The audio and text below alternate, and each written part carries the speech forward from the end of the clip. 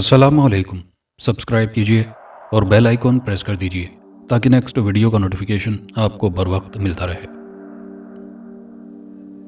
अचानक ही मेरा तबादला बहुत दूर उफ्तादा और इंतहाई पसमानदा इलाके में कर दिया गया। जब मुझे ट्रांसफ़र ऑर्डर्स मिले तो मैं भौंचक्का रह गया और सर पकड़ कर बैठ गया। जिस इलाके में मेरा तबादला किया गया वो शहर एक छोटी सी तहसील था और मेरे आबाई शहर से पूरे 200 किलोमीटर की दूरी पर था। मुझे सरकारी महकमे में मुलाजमत करते 5 साल का अरसा बीत गया था। मेरे तबादले की बड़ी वजह अफसरान का मुझसे नाला होना था। अफसरान इस वजह से मुझसे खफा थे कि मैं रिश्वत नहीं लेता था। मेरा नाम लियाकत है, गो के मैं था तो सीनियर क्लर्क, मगर महकमे में ये सीट बहुत अहम गर्दानी जाती है। पब्लिक डीलिंग का महकमा हो तो रोज़ाना बेशुमार लोगों का अपने कामों के सिलसिले में आना जाना लगा रहता है। कोई भी अफसर बराह रास्त पब्लिक के किसी बंदे से रिश्वत वसूल नहीं करता। ये सारा काम सीनियर क्लर्क के ज़िम्मे होता है, जो अपना हिस्सा रखकर बाकी रकम अफसरान की जेबों तक पहुंचाता है।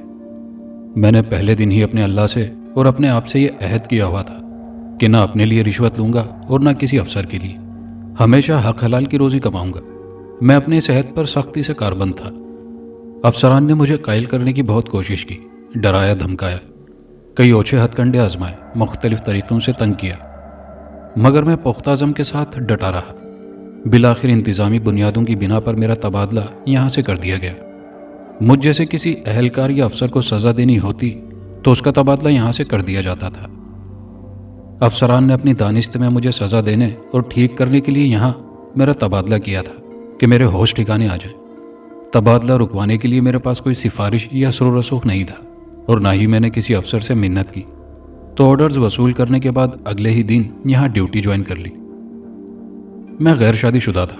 वैसे तो मुझे कोई ख़ास मसला नहीं था, मगर बूढ़े वालिदैन का साथ था। अम्मी और अब्बू दोनों ही बीमार पड़े रहते थे। बहन भाइयों में सबसे बड़ा मैं था, तो वालिदैन का इलाज मुआलजा और उनकी देखभाल करना मेरा अव्वलीन फ़र्ज़ था, जो कि मैं अल्लाह ताला के फजलो करम से बखूबी पूरा कर रहा था। मगर तबादले की वजह से उनकी खिदमत से महरूम हो गया था।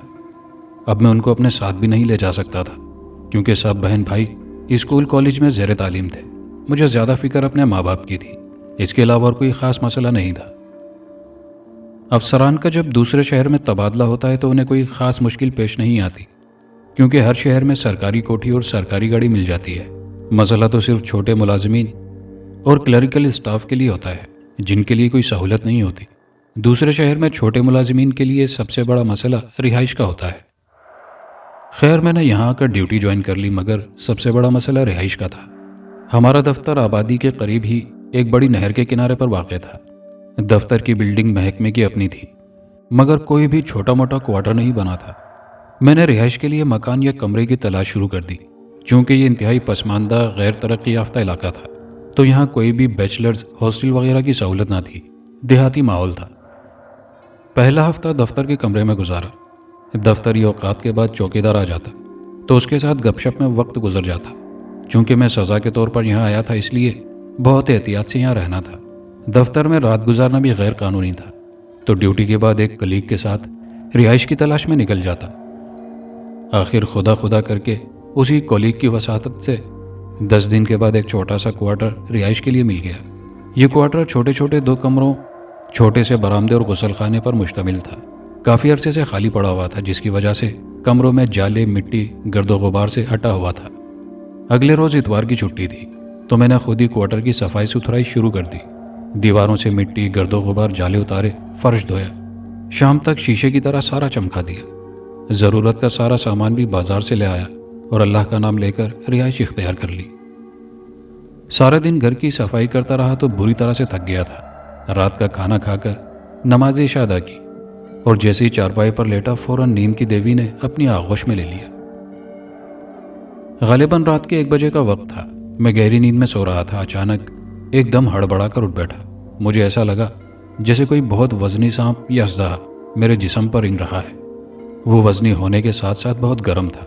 मेरे जिस्म के जिस हिस्से पर वो रेंगता रहा, वहाँ ऐसे महसूस हो रहा था जैसे 3 इंच मोटा गर्म पाइप फेरा गया है। मैं चारपाई से नीचे उतरा और लाइट ऑन की, मगर चारपाई खाली थी, कुछ न था। मैंने सारा बिस्तर झाड़ा कि शायद कोई कीड़ा मकोड़ा ना हो। मुझे तपिश और गर्मी महसूस हो रही थी। हालांकि अवाइल मार्च के दिन थे, फिजा में खुनकी थी مجھے سخت بے چینی ہو رہی تھی۔ میں نے لائٹ جلتی رہنے دی اور ڈرتے ڈرتے چارپائی پر لیٹ گیا۔ آدھا گھنٹہ کروٹیں بدلتا رہا مگر نیند دوبارہ نہیں آ رہی تھی۔ گرمی، گھبراہٹ اور نہ ہی بے چینی کم ہو رہی تھی۔ طبیعت میں بہت تلخی اور سخت پیاس لگ رہی تھی۔ تب میں نے اٹھ کر 3 گلاس پانی پیا، جس سے پیاس اور تلخی کچھ کم ہوئی مگر گرمی اور بے چینی بدستور رہی۔ گرمی کا احساس ختم کرنے کے لیے غسل خانے کا رخ کیا اور پھر پہلے وضو کیا۔ پورے آدھے گھنٹے ٹھنڈے پانی سے نہاتا رہا۔ جب میں نہا کر کمرے میں آیا گھڑی میں وقت دیکھا، 2:30 بج رہے تھے۔ میں نے جائے نماز بچھایا اور تہجد ادا کی۔ مجھے بے حد سکون اور فرحت کا احساس ہوا۔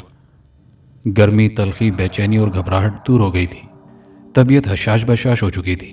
میں نے قرآن پاک کی تلاوت شروع کر دی۔ فجر کی اذان تک تلاوت کی اور نماز فجر کے بعد چارپائی پر لیٹا تو اگلے لمحے گہری نیند سو گیا۔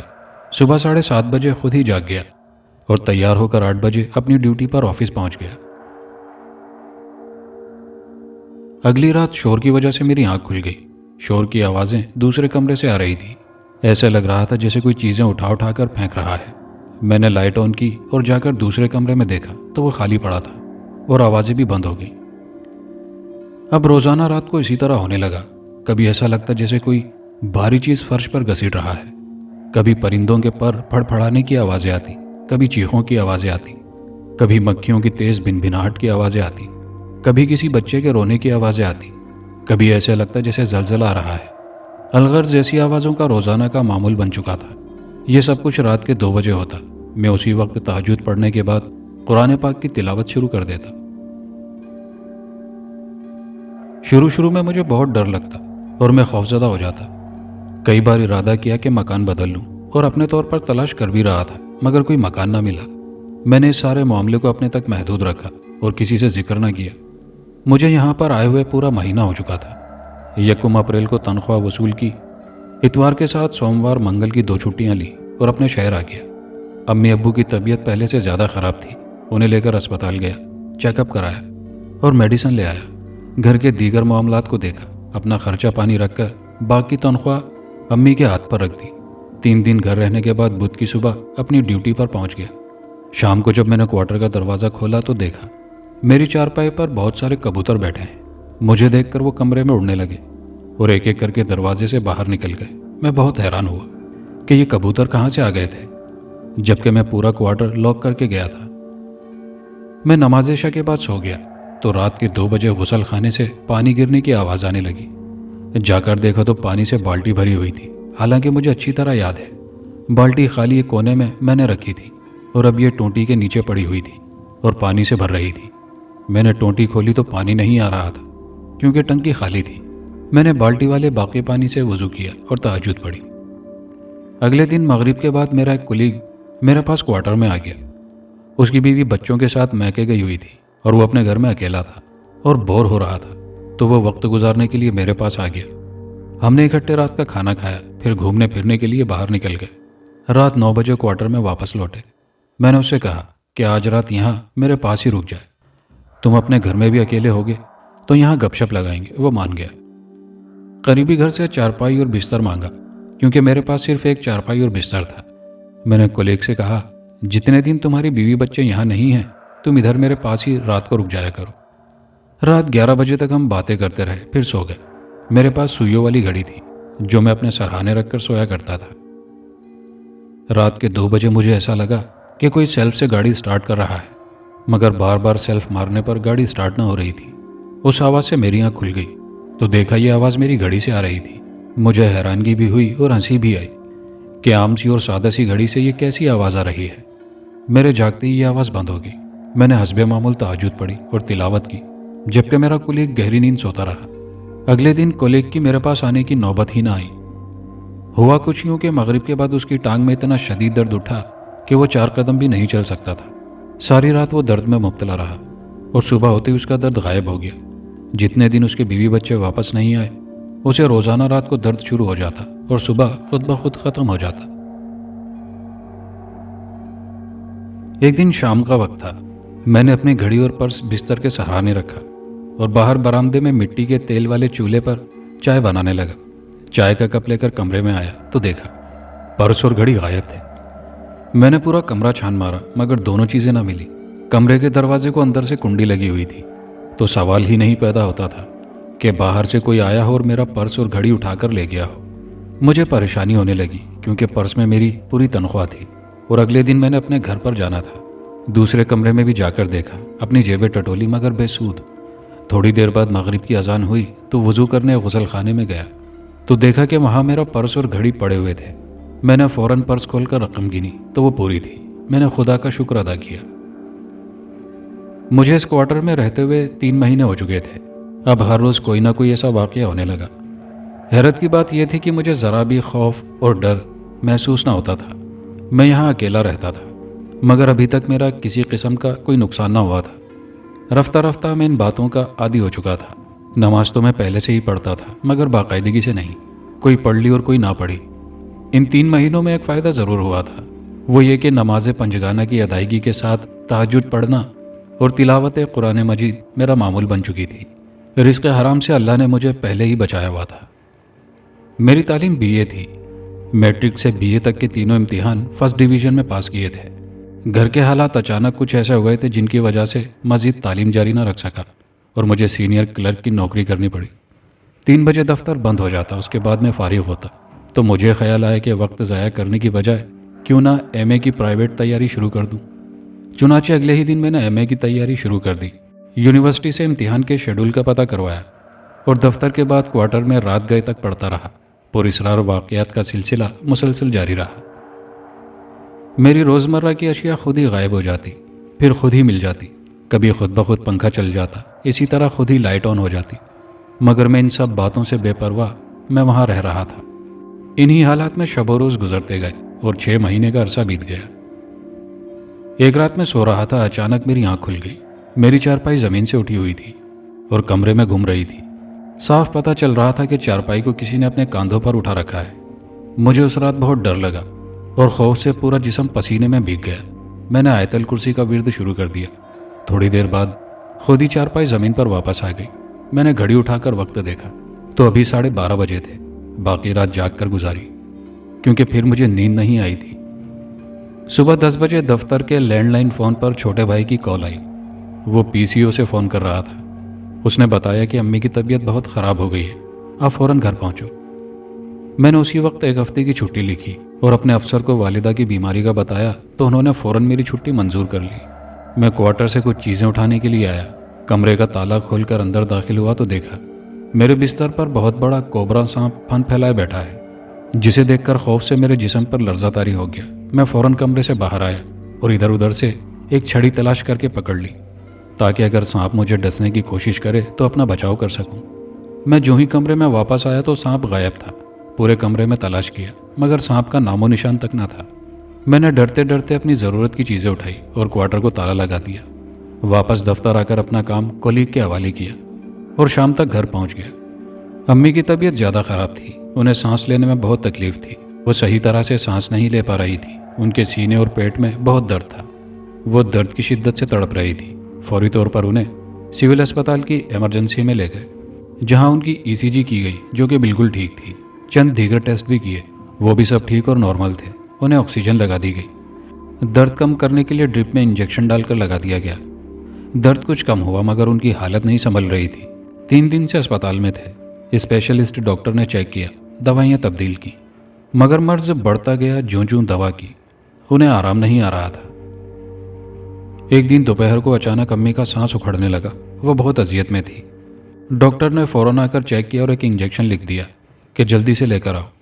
मैं नुस्खा लेकर अस्पताल से बाहर मेडिकल स्टोर पर आया तो वहाँ एक औरत खड़ी थी जिसने अपनी गोद में 1 साल का बच्चा उठाया हुआ था जो तकलीफ़ की वजह से तड़प रहा था। उस औरत ने मुझे खुदा का वास्ता देकर कहा, बाबू मेरा बच्चा बहुत बीमार है, मेरे पास पैसे नहीं हैं, बच्चे के लिए ये दवाई ले दो। साथ ही उसने एक नुस्खा मेरे आगे कर दिया। मुझे वो औरत बेबस, लाचार और मजबूर लगी। मैंने एक नज़र उसके रोते बच्चे की तरफ देखा तो मुझे बहुत तरस आया। मैंने मेडिकल स्टोर वाले से कहा कि इसको मेडिसिन दे दो, बिल मैं अदा कर दूंगा। साथ ही अपनी वालिदा का नुस्खा उसे दिया कि जल्दी से इंजेक्शन भी दो। नुस्खा देखकर वो कहने लगा कि ये इंजेक्शन यहाँ से नहीं मिलेगा, है तो सस्ता मगर बहुत नायाब है, कई दिनों से शॉर्ट है, आप रुके, मैं बड़े मेडिकल स्टोर से पता करता हूँ। उसने लैंडलाइन पर कहीं फ़ोन किया। उनके पास इंजेक्शन था। इसी असना में اس کے ملازم نے اس عورت کے بچے کی میڈیسن لفافے میں ڈال کر دے دی۔ اس کا 800 روپے کا بل بنا جو کہ میں نے ادا کر دیا۔ وہ عورت میڈیسن لے کر مجھے دعائیں دیتی ہوئی اسپتال کی طرف چلی گئی، جہاں اس نے بچے کو انجیکشن اور ڈرپ لگوانی تھی۔ چند ہی منٹ کے بعد دوسرے میڈیکل اسٹور سے ایک لڑکا موٹر سائیکل پر میرا مطلوبہ انجیکشن لے کر آ گیا، جس کی قیمت صرف 30 روپے تھی۔ میں انجیکشن اور سرنج لے کر جو ہی اسپتال کے گیٹ میں داخل ہوا تو ایک بزرگ جو کہ مجھے مجذوب لگتا تھا، ننگے پاؤں کھڑا تھا، مجھے روک لیا اور کہنے لگا، بیٹا تم نے اس مجبور بے بس عورت کے بچے کو دوائی لے کر دی ہے، بہت بڑی نیکی اور احسان کیا ہے، تم نے اللہ کو قرض دیا ہے، رب تجھ سے راضی ہوگا۔ جو انجیکشن اپنی ماں کے لیے لے کر آیا ہے لا ذرا مجھے دے۔ میں نے وہ انجیکشن اس بزرگ کو پکڑا دیا۔ اس نے اپنے ہاتھ میں پکڑ کر کچھ پڑھ کر اس پر پھونک ماری اور بولا، جا لے جا یہ ٹیکا، رب نے چاہا تو تیری ماں بھلی چنگی ہو جائے گی۔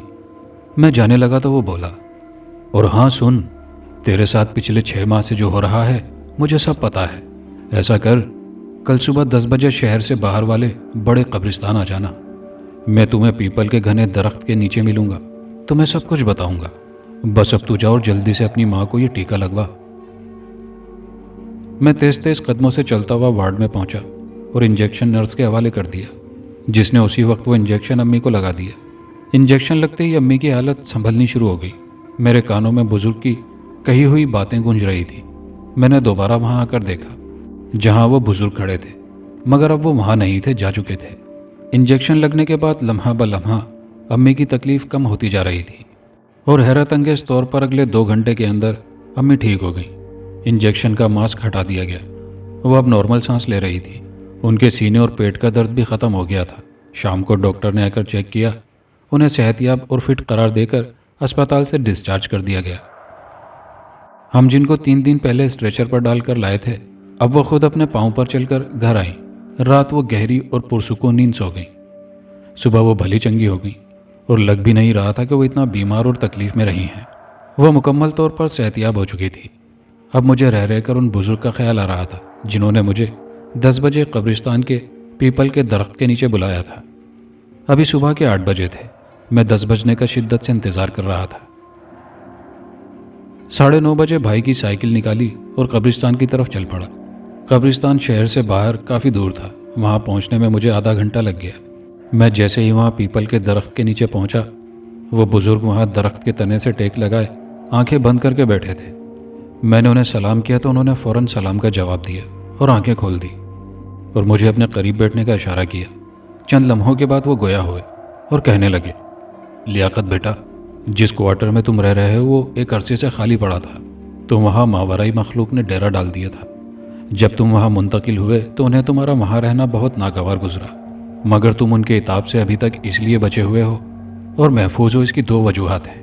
پہلی وجہ یہ ہے کہ وہ مخلوق تو ہے ہی ناری، مگر ان کا تعلق جنات کی اس قوم سے ہے جو کہ اہل ایمان اور کلمہ گو ہیں۔ وہ بلا وجہ کسی کو نقصان تکلیف نہیں پہنچاتے، گو کہ انہیں تمہاری دخل اندازی اچھی نہیں لگی، مگر وہ امن پسند ہیں۔ دوسری وجہ یہ ہے کہ تم رزق حلال کھاتے ہو۔ تم نے تہجد کی ادائیگی اور قرآن پاک کی تلاوت کو اپنا شعار اور معمول بنا لیا ہے۔ اس کوارٹر میں اللہ کی عبادت کرتے ہو تو وہ بھی تمہارے ساتھ عبادت میں شامل ہو جاتے ہیں، مگر ان کی فطرت میں سرکشی شامل ہے، تو وہ تمہیں مختلف طریقوں سے تنگ کرتے ہیں۔ یوں سمجھ لو کہ تمہارے ساتھ شرارتیں کرتے ہیں۔ باقی تم نے یہ بہت اچھا کیا کہ ابھی تک کسی کے آگے اس سارے معاملے کا ذکر نہ کیا، ورنہ وہ تمہیں نقصان بھی پہنچاتے۔ اچھا، اب غور سے میری چند باتیں سنو اور ان پر سختی سے عمل کرنا، تمہیں بہت فائدہ حاصل ہوگا۔ پہلی بات یہ کہ جس طرح یہ سارا معاملہ چھپایا ہے، آئندہ بھی ہمیشہ چھپا کر رکھنا اور بھول کر بھی کسی سے تذکرہ نہ کرنا۔ دوسری بات، اسی کوارٹر میں رہائش رکھو اور کسی بات سے بھی خوفزدہ نہ ہونا۔ تیسری بات، ہمیشہ پاک صاف اور باوضو رہنا۔ چوتھی بات، جو دوسرا کمرہ خالی پڑا ہے اس کی روزانہ صفائی کرتے رہنا، اور اس میں روزانہ شام کو مغرب کے وقت اگربتی سلگانا یا کوئی خوشبو بکھیر دیا کرنا۔ پانچویں بات، ہر سوموار اور جمعرات کو ½ کلو بڑا گوشت کوارٹر کی چھت پر پھینک دیا کرنا۔ اور آخری بات، تمہیں ایک وظیفہ بتا دیتا ہوں، اسے اچھی طرح یاد کر لینا اور خیال رہے کہ پڑھنے میں کوئی زیر زبر کے بھی غلطی نہ ہو۔ اول آخر 11 مرتبہ درود شریف پڑھنا۔ تم نہا دھو کر باوضو ہو کر زمین پر کوئی کپڑا یا چٹائی بچھا کر بیٹھ کر جب یہ وظیفہ پڑھو گے تو وہ مخلوق تمہارے پاس آ کر بیٹھ جایا کرے گی، تو تم ان سے تھوڑی دیر کے لیے ہم کلام ہو کر باتیں کر سکو گے، مگر ہمیشہ آنکھیں بند رکھنا، اور جب گفتگو ختم ہو جایا کرے گی تو درود شریف پڑھ کر آنکھیں کھول لیا کرنا۔ وہ مخلوق تمہاری دوست بن جائے گی اور تمہارے بہت کام آئے گی، مگر ان تمام ہدایت پر سختی سے عمل کرنا تم پر لازم ہے، ورنہ نقصان کا اندیشہ رہے گا۔ میں نے ان بزرگ سے درخواست کی کہ میرے دوبارہ یہاں تبادلے کے لیے کچھ کریں، تو انہوں نے کہا کہ ابھی نہیں، تمہارے وہاں رہنے میں بہت بڑی مصلحت ہے جو فی الحال تم ابھی سمجھنے سے قاصر ہو، ہاں کوئی وقت آئے گا۔ اتنا کہہ کر وہ خاموش ہو گئے۔ کچھ دیر بعد پھر کہنے لگے، اپنی تعلیم کو آگے بڑھاؤ، خوب محنت کرو، اللہ پاک کسی کی محنت کو ضائع نہیں کرتا۔ پھر انہوں نے میرے اور میرے والدین، باپ، بہن، بھائیوں کے لیے دعا کی اور کہا، اب گھر جاؤ، یاد رہے ہر حال میں رازداری اور خاموشی شرط ہے۔ میں انہیں سلام کر کے واپس گھر آ گیا۔ ابھی میری 3 چھٹیاں باقی تھیں جو میں نے اپنے والدین اور بہن بھائیوں کے ساتھ گزاری۔ امی جان اللہ کے فضل و کرم سے صحت یاب ہو چکی تھی، ابو کی صحت بھی پہلے سے بہتر تھی۔ اب میں اپنے گھر کے حالات سے مطمئن تھا۔ جیسے ہی چھٹیاں ختم ہوئی میں واپس اپنی ڈیوٹی والے شہر پہنچ گیا۔ ان بزرگ کی بتائی ہوئی تمام باتوں پر عمل شروع کر دیا، ان کا بتایا ہوا وظیفہ اچھی طرح یاد کر لیا۔ پھر میں نے ایک دن ڈرتے ڈرتے اللہ کا نام لے کر نہا دھو کر باوضو زمین پر چٹائی بچھا کر بیٹھ گیا۔ آنکھیں بند کر کے وظیفہ پڑھا تو مجھے محسوس ہوا کہ میرے پاس کوئی بیٹھا ہے۔ میں نے سلام کیا تو اسی وقت جواب ملا، پھر حال احوال پوچھا، اسی طرح چند ایک باتیں کی، مل کر درود پاک پڑھا۔ اب کبھی کبھار میں ان سے چند ایک باتیں کر لیا کرتا۔ میرے ساتھ اب کسی قسم کی کوئی شرارت نہیں ہوتی تھی، امن اور سکون تھا، اور وہ مخلوق میرے ساتھ بہت دوستانہ انداز میں رہ رہی تھی۔ مجھے پورا اطمینان تھا کہ وہ مجھے کوئی نقصان نہیں پہنچائیں گے۔ حسب معمول ہر ماہ کی یکم کے بعد میرا گھر چکر لگتا۔ امی ابو صحت یاب ہو گئے تھے، میں نے پڑھائی جاری رکھی، ایم اے کا داخلہ بھیج دیا۔ زندگی کافی پرسکون گزر رہی تھی۔ اب تو یہ ہونے لگا مجھے اکثر کوارٹر میں پیسے ملنے لگے۔ شروع میں 500 کا نوٹ ملتا، پھر 1000 والے، اور کبھی کبھی 5000 والے نوٹ بھی مل جاتے۔ میں یہ پیسے خرچتا نہیں تھا، مجھے شک تھا کہ کہیں یہ جعلی نوٹ نہ ہو۔ ایک دن میں نے وظیفہ پڑھا تو وہ مخلوق میرے پاس آ گئی۔ سلام دعا کے بعد ان سے نام پوچھا تو انہوں نے اپنا نام شمراق بتایا۔ ان کی عمر 300 سال تھی۔ وہ چند سالوں کے لیے اپنی قوم قبیلے سے الگ ہو کر ایک خاص مقصد اور عبادت کے لیے انسانوں کی دنیا میں آ گئے تھے۔ یہ کوارٹر عرصہ دراز سے خالی پڑا تھا تو انہوں نے یہاں پر ڈیرا لگا لیا۔ انہیں میری آمد اس کوارٹر میں ناگوار گزری تھی، مگر میرے معمولات کو دیکھتے ہوئے انہوں نے مجھے کوئی نقصان نہیں پہنچایا تھا۔ آج وہ مجھے یہ باتیں بتا رہے تھے۔ جب سے بزرگ کی ہدایت پر میں نے عمل شروع کیا تھا تو تب سے وہ بہت خوش تھے۔ جب پیسوں کی بات ہوئی تو وہ کہنے لگے کہ یہ پیسے وہ رکھتے ہیں میرے لیے۔ انہوں نے کہا یہ نوٹ بالکل اصلی ہیں اور تمہارے ہیں، تو تم بلا جھجک انہیں خرچ کر سکتے ہو، مگر کسی سے ان کا ذکر نہ کرنا، ورنہ پیسے ملنے بند ہو جائیں گے۔ اس کوارٹر میں نے پورے 2 سال گزارے۔ میرے پاس لاکھوں روپے جمع ہو چکے تھے۔ میں نے ایم اے کا امتحان امتیازی نمبروں سے پاس کر لیا تھا۔ جب ہمارے ہی محکمے میں آفیسرز کی کچھ آسامیاں خالی ہوئیں تو ان کے لیے اخبار میں اشتہار شائع ہوا۔ اللہ کا نام لے کر میں نے بھی اپلائی کر دیا۔ پھر آفیسر کی پوسٹ کے لیے تحریری امتحان ہوا جو کہ میں نے شاندار نمبروں سے پاس کر لیا۔ اسی طرح انٹرویو بھی کوالیفائی کر لیا۔ پھر وہ دن آیا جب مجھے اپنے اسی محکمے میں آفیسر کا اپائنٹمنٹ لیٹر مل گیا اور میری تعیناتی میرے آبائی شہر میں ہی کی گئی۔ آج میری خوشی کا کوئی ٹھکانہ نہ تھا۔ یہ پسماندہ شہر جہاں مجھے سزا کے طور پر بھیجا گیا تھا میرے لیے بہت ہی خوش قسمت ثابت ہوا تھا۔ یہیں سے میں نے ایم اے کیا، شمراق سے دوستی ہوئی، لاکھوں روپے ملے۔ میں یہاں بطور سینئر کلرک آیا تھا اور اب ایک آفیسر بن کر اپنے شہر واپس جا رہا تھا۔ آج مجھے بزرگ کی کہی ہوئی بات یاد آ رہی تھی کہ ابھی تمہارے وہاں رہنے میں بہت بڑی مصلحت ہے، اور آج مجھے اس مصلحت کی سمجھ آ گئی تھی۔ اگلے دن میں نے یہاں سے رخصت ہونا تھا تو آج میں نے شام سے پہلے بازار سے موٹے حروف والا قرآن پاک لیا اور شام کو چٹائی بچھا کر ایک چھوٹی سی میز رکھی، میز پر قرآن پاک رکھا اور وظیفہ پڑھا تو شمراق میرے پاس آ کر بیٹھ گئے۔ سلام دعا کے بعد میں نے انہیں بتایا کہ کل میں یہاں سے جا رہا ہوں اور یہ قرآن پاک آپ کو تحفے کے طور پر پیش کر رہا ہوں، جسے انہوں نے بڑی خوشی اور شکریہ کے ساتھ قبول کیا۔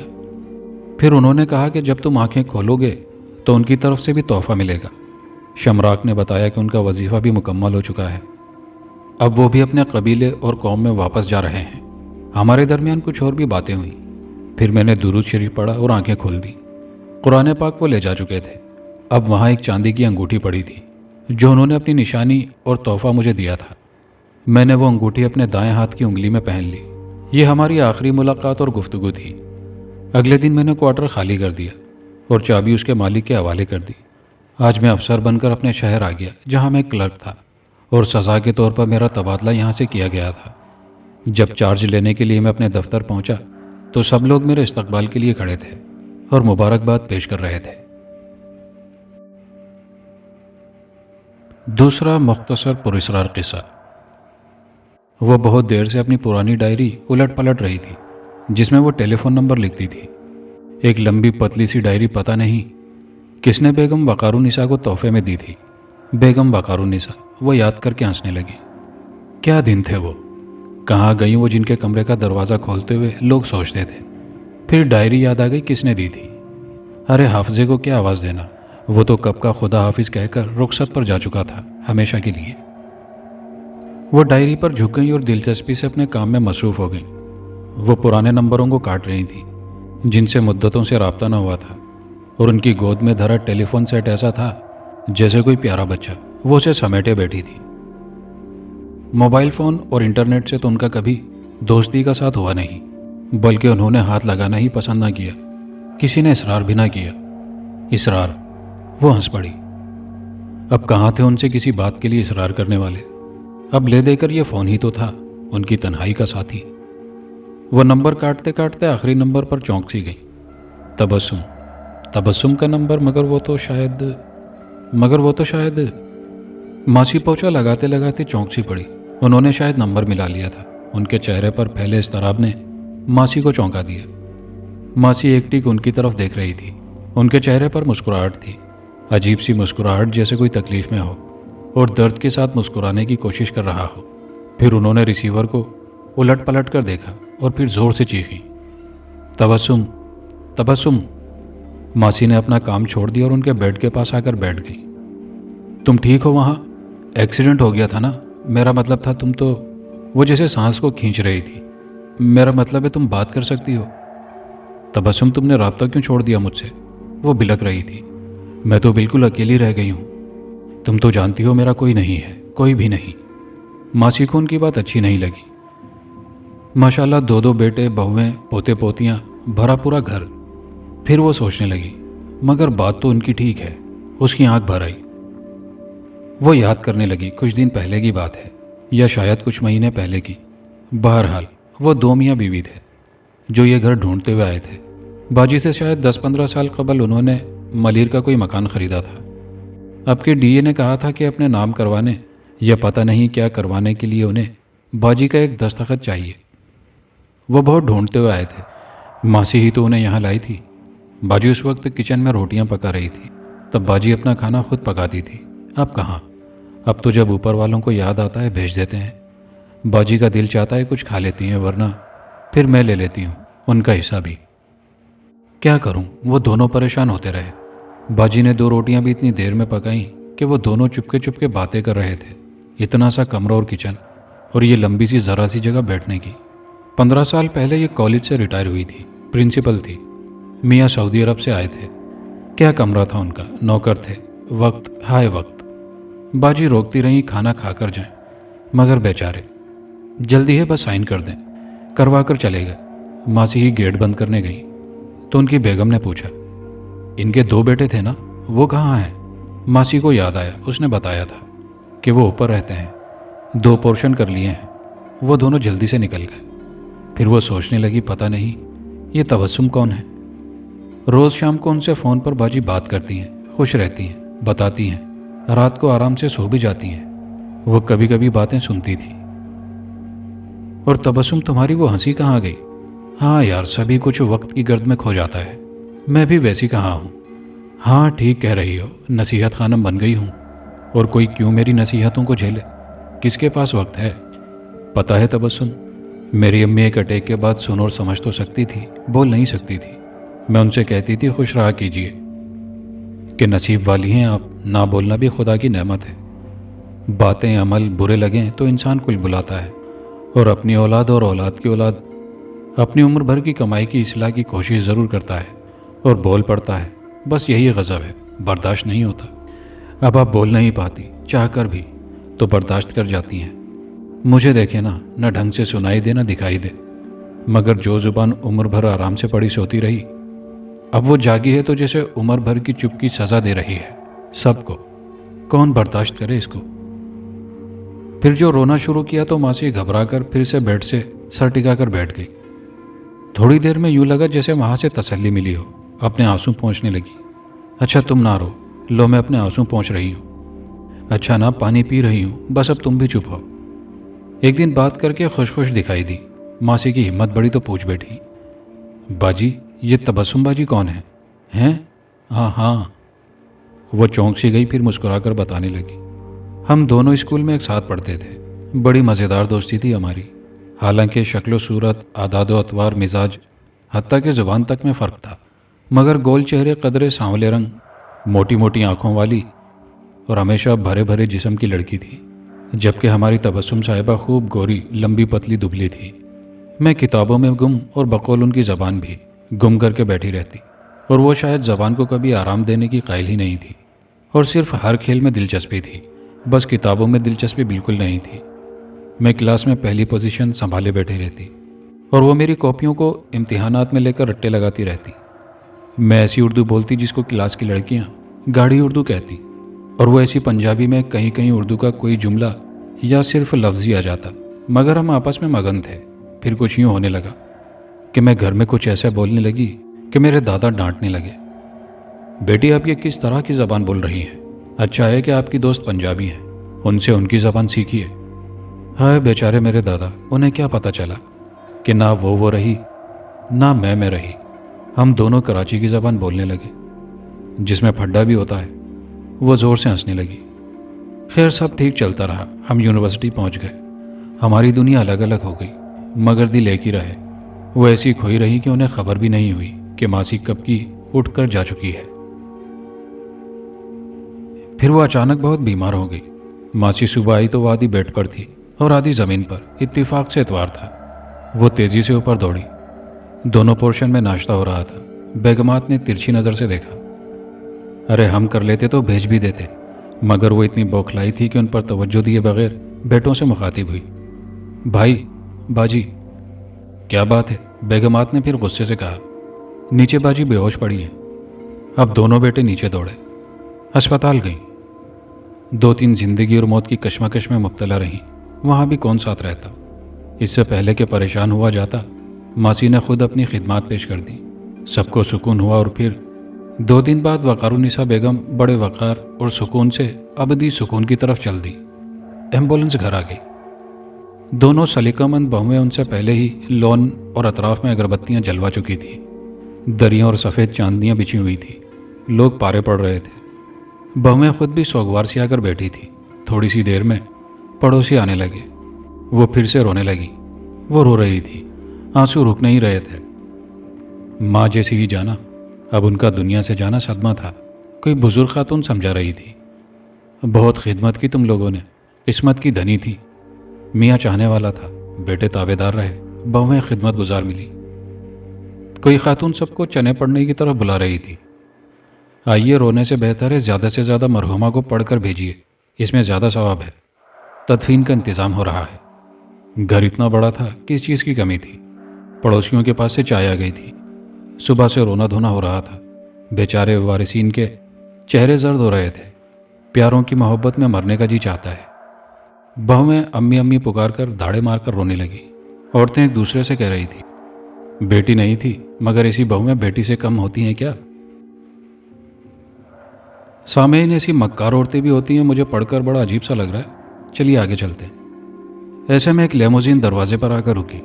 گھر کا بڑا سا گیٹ ایک چر کی آواز کے ساتھ خود پورا کھلتا چلا گیا۔ پیچھے والی گاڑیوں سے کچھ گارڈ نما لوگ اترے اور انہوں نے دونوں طرف کا راستہ روک لیا۔ لیموزین کا دروازہ کھولا اور اس پر ایک ویل چیئر لگائی گئی۔ پھر ماحول پر جیسے ایک عجیب سا سکوت طاری ہو گیا، کوئی جادو کی چھڑی پھر گئی۔ وہ حور تھی، پری تھی، یا کوئی اور آسمانی مخلوق جو سفید سایہ سی تھی، सर से पैर तक सफ़ेद लिबास में, जबकि उसने चेहरे पर नकाब भी सफ़ेद लगा रखी थी। पर उसके चेहरे से एक रोशनी सी निकल रही थी जो व्हीलचेयर घसीट कर रो रही थी। वो शायद मुलाजमा थी। सब चौंक गए, मगर बोलने की हिम्मत न हुई। ये कौन है? तबस्सुम साहिबा, मोहतरमा वक़ारुन्निसा बेगम को रुखसत करने आई हैं। तबस्सुम? कौन तबस्सुम? आहिस्ता आहिस्ता एक दूसरे की तरफ देखा जा रहा था। आंखों ही आंखों में सवाल जवाब हो रहे थे। मासी पीछे खड़ी थी और वो वही थी जो वाकई आंसू गिरा रही थी, सच्चे आंसू। वो चौंकी। उसे याद आया अपनी मालकिन की बात। तबस्सुम, तुम्हारा एक्सीडेंट हो गया था ना, तो टांग में चोट आ गई थी। फिर वो जैसे दौड़ी और आगे आ गई। वह में चौंकी। पागल हो गई है, फूली हुई सांसों में बोली। आप तबस्सुम हैं? बाजी ने आपको बहुत याद किया। वो बेहोशी में भी आपको ही पुकार रही थी। वो रोने लगी। हम भी इसीलिए तो आए हैं। मासी करीब आने लगी। मुलाजमा ने आहिस्ता से उसे दूर किया और कहा, जिसे सिर्फ मासी ही सुन सकती थी, तुम्हारी मोहब्बत और मेहनत का सिला तुम्हें मिल जाएगा। पता नहीं मासी ने सुना या नहीं। वो तो जैसे करंट से बेहोश हो गई थी। जनाजा तैयार हो चुका था। वो व्हीलचेयर को वहाँ ले गई। लोग खुद ब खुद इधर उधर हो गए। उन्होंने चेहरा देखा और आहिस्ता से खुदा हाफिज कहा। व्हीलचेयर मुड़ी और लोगों को लगा कि शायद पल भर में वो सब कुछ वहाँ नहीं था जो उन्होंने देखा था, या शायद नहीं। सब लोग जादू की छड़ी के असर से बाहर आ गए थे। वो मासी से हिसाब किताब ले रहे थे, मगर उसे जो पता था बता दिया था। दोनों बहुएं एक दूसरे को देख रही थी। उनके घर में लैंडलाइन कहाँ थी? उन्होंने तो कब की कटवा दी थी। सबके पास अपने मोबाइल फ़ोन थे। सभी इंटरनेट के कैदी थे। उन्हें उसकी ज़रूरत कहाँ थी? अलबत्ता मासी ने नौकरी छोड़ दी थी। उसे भी ज़रूरत नहीं रही थी। उसे वाकई बहुत कुछ मिल गया था। और कहानी के आखिर में आपकी गुजारिशात पर आपके नाम। पहला नाम है इरम मुनीर साहिबा, कराची से। मोहम्मद अब्बास साहब हैं, मानसेरा KPK, पाकिस्तान से। शफीक अंसारी साहब हैं, शहर का नाम नहीं लिखा, इंडिया से हैं। फरीद ख़ान साहब हैं, दिल्ली, इंडिया से। नसरीन साहिबा हैं, पुरानी दिल्ली, इंडिया से। वाजिद साहब हैं, शहर का नाम नहीं लिखा, UK से हैं। सईद अहमद साहब हैं, कराची से। मेहरान गुल साहब हैं, सुरजानी टाउन, कराची, पाकिस्तान से। मोहम्मद फ़राहीम साहब हैं, UP, इंडिया से। मोहम्मद फैज़ान साहब हैं, गोरखपुर, इंडिया से। और शकीबुर रहमान साहब हैं, ढाका, बांग्लादेश से। आप सबके प्यार भरे कमेंट्स का बेहद शुक्रिया। कहानी को दोस्तों के साथ भरपूर लाइक और शेयर कीजिएगा। कमेंट बॉक्स में अपनी कीमती राय से हमें ज़रूर आगाह कीजिएगा। और चैनल पर आने वाले नए दोस्तों से गुजारिश है कि चैनल को लाजमी सब्सक्राइब कर लीजिए। शुक्रिया।